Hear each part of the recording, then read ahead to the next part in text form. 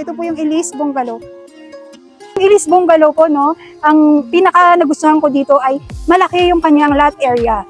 Ang minimum cut ng lot area dito ay 77 square meters. Alam niyo po, ang Santa Maria, taas na po ng pataas ang pricing ng lupa dito sa Santa Maria.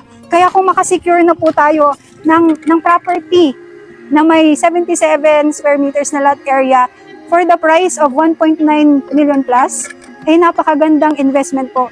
Ang TCP po ng Elise ay 1,950,000. Napakagandang investment po for a lot area of 77 square meters. Rent to own po ba? Rent to own siya in a way kapag nasa financing na, pero may down payment po. Kaya magka-cash pa rin po tayo for the down payment. Pwede namang installment po ang down payment. Hindi po ba yan nangabaha dyan, ma'am? Hila pa po siyang history ng pagbaha po. Mataas na area po ang Bright Home sa Pombo. Required income.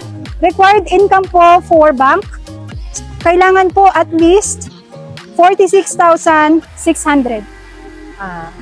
Sa Pag-ibig naman, if 30 years to pay, kung qualified ka pa sa 30 years to pay, ang basic, so gross sa bank, dito sa Pag-ibig ay basic income requirement ay 29,500.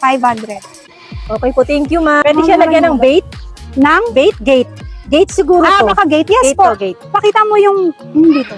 Hindi, ito. Pwede pa rin. Pakita mo. Kagaya po niyan. Parang ganito, ma'am. Condo townhouse kasi yan.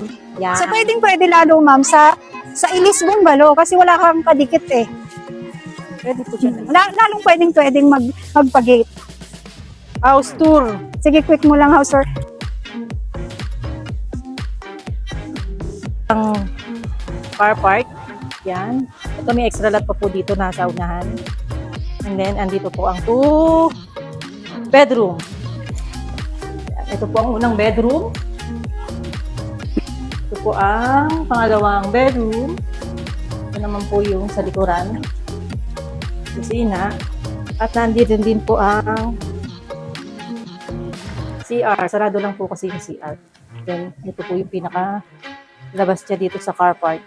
Yan. Hanggang doon po sa poste ang lawak ng ng lupa. Labas na po tayo sa mga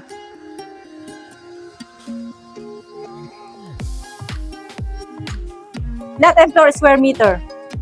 Lot area po is 77 square meters. Floor area po ay 29 square meters. Pwede nyo naman po yan i-expand kapag magpa-renovate na po kayo. Although po, kung tayo ay magpapa-renovate at gusto nating i-expand, kailangan po nating magdagdag ng pundasyon. Ang reservation fee po is 15,000 and yung down payment po, total down payment is just 5,000. So, 1 month to pay lang po yun kasi 5,000 lang.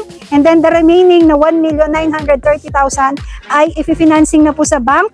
Kaya ang monthly amortization for bank na 25 years to pay po with 7.5 interest rate, estimated po sa 13,950 pesos and 17 centavos. Ang required gross salary po for bank financing, pag qualified pa po tayo sa 25 years to pay, is 46,501. Patingin ng bahay, ayan po yung bahay. Po yan. Kasama po yung mula dito sa poste na yon, pag ganon hanggang doon, sa likod. Ilang minutes from dyan to MacArthur Highway, yung car po pwede within kalsada o merong parking? Sige, sagutin mo na. Yung car po pwede within sa kalsada o merong pong parking? Meron pong parking ito. Yan po yung parking. Sumo. Pakita mo. 2 car park po yan. Kaya kahit dalaw po ang sasakyan nyo, kasya po siya. Kaya hindi nyo na need na mag-car sa kalsada. Ito po, sa nagtanong kung ilang minutes to Bukawi Crossing po ito, which is yung nearest MacArthur po, no? Ngayon po ay rush hour. So, may mga traffic po kasama. Yan. Kita po sa Google Maps. May mga traffic po. 29 minutes po, travel time. Sa mga nagtatanong po sa binabaha po, hindi po ito binabaha. So, we can end our live na. Paalam muna tayo kasi alas 5 na, hanggang 8 to 5 lang po kami. Halika na, pakilala muna tayo. Para makita ka naman nila. Ayan po, so... Makinang sumasagot na magulo. So, this is... Carmela Ansures po. And I am Ms. Norimel Nalioro po. We are the Sales Director Tandem of RRCT Realty and Team Leader po of Team Home Quest Guide, your guide in finding your home. So, that's it for our live for today. Okay na? Paalam na tayo? Okay, wala na pa. Paalam na po kami ha. DM na lang po kayo. Or At sa PM mga na-late po, yung mga viewers po natin na na-late ng tune-in ng ating live, don't worry po, ipopost po namin sa aming TikTok account, yung recording po nitong ating live para mabalikan niyo po. So, thank you so much po for tuning in. Thank you so much for joining us in our live. Salamat So po much sa for inyo. watching. Thank you Bye po. everyone. God bless.